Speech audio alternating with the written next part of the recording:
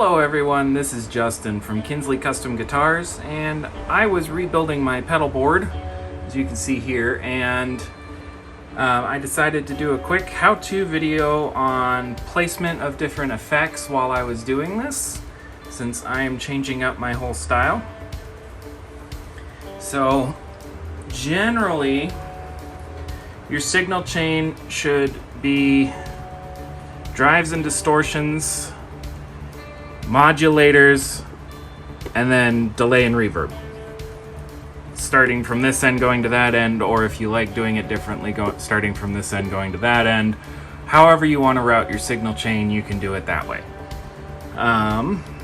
Generally speaking,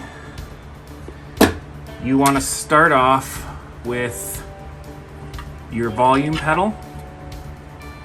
This way you can control your signal into your board and use it as a mute, and you can also do swells with it, and you can have it straight out to the tuner right from the beginning, so you don't have any modified signal going to your tuner.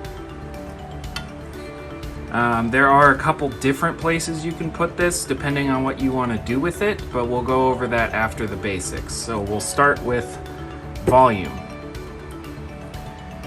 Now, you're going to want to start off your drive section in lowest to highest drive. So we're going to start with the Boss Super Overdrive. This is my main overdrive, and we'll go right there.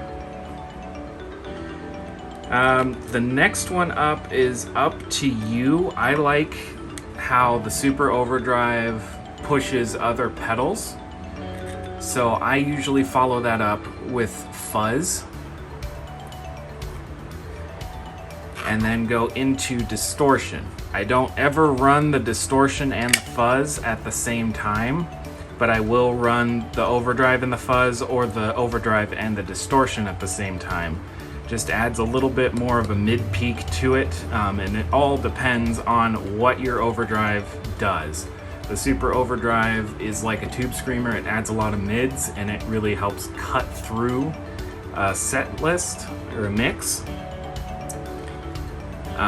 So it can really help define the notes of guitar playing, like if you're playing leads and solos and stuff like that, and you're not just going for an overall sound. You need to like cut through and be heard. One of these going into your distortion or even the drive section of your amp is amazing.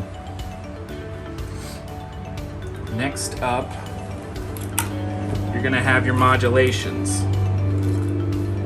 Now this is going to be stuff like chorus and other effects like octave generators, phasers, flangers, whatever you want are gonna go there, and wah generally goes here too.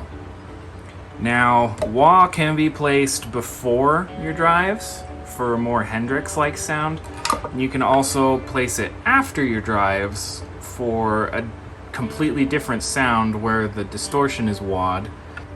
You basically have to decide, do I want to wah my distortion, or do I want to distort my wah? So I would advise trying it in both positions and just seeing which one you like more. So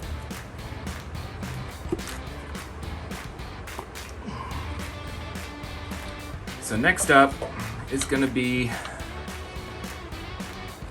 delays and other things that you really want at the end of your signal.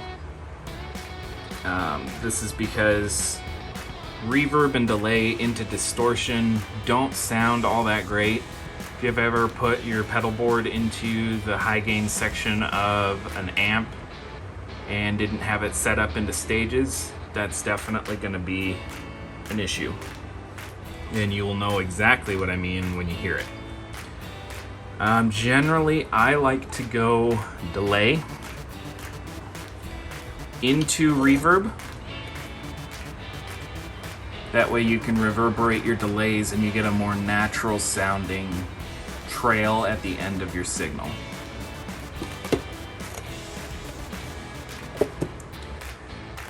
There are also outlier pedals, such as this, the Boss SY200.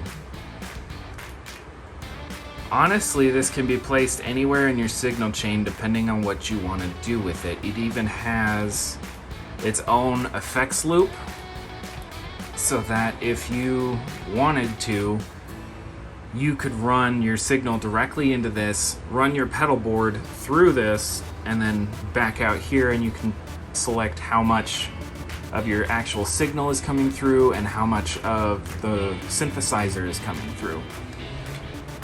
Things like this are a matter of discretion. Some people say you want them at the very beginning of the board because they work best with pure unadulterated signal. And some people say you want them at the end of the board so that you can do some effects into it. I prefer to go into the middle of the board. I don't ever use this with drives or anything like that. I just use it to add a different sound to the whole band. So it doesn't matter to me where this goes, because I'm not gonna have anything else on with it. I use it pretty simply. I just need to do some synth pads every now and then. So it's completely up to you how you do it.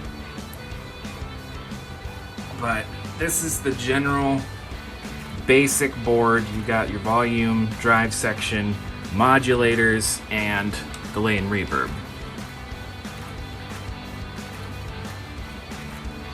Now going back to the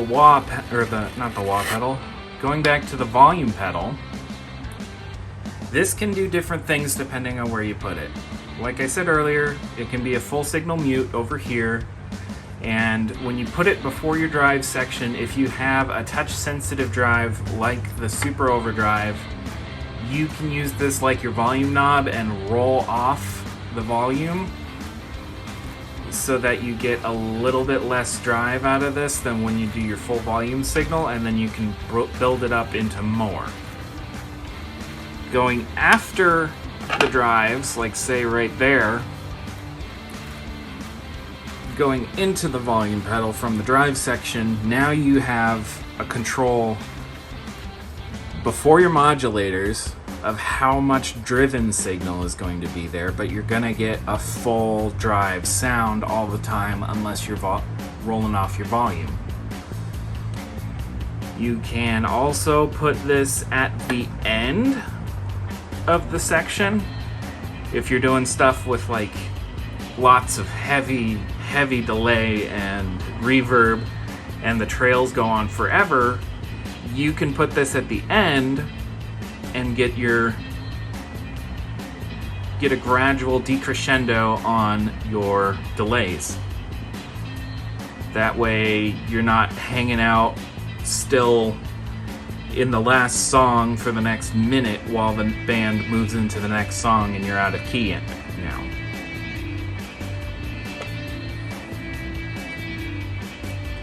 There's a couple other outliers. Your tuner pedal. Honestly, this can go anywhere. You can use it as a full signal mute by plugging this in at the beginning of the chain and just kicking it on and off to mute your signal. I prefer running this always on out of the tuner, out of the volume pedal. That way you can just tune on the fly. You can make sure, like, if something's sounding funny, you can look down and make sure you're not the one that's out of tune. And that should ideally go towards the beginning of your signal chain. If any of your pedals have expression outputs, like my delay has a tap switch for switching the modes, you just want to put that anywhere towards the bottom of the board where you can easily tap it. I hope this helps you guys build your pedal boards in the future. Once you've got your board set up, you just have to figure out how to run power to it all and get signal cables patched through and go from there. So take care, you guys. This has been Justin from Kinsley Custom Guitars.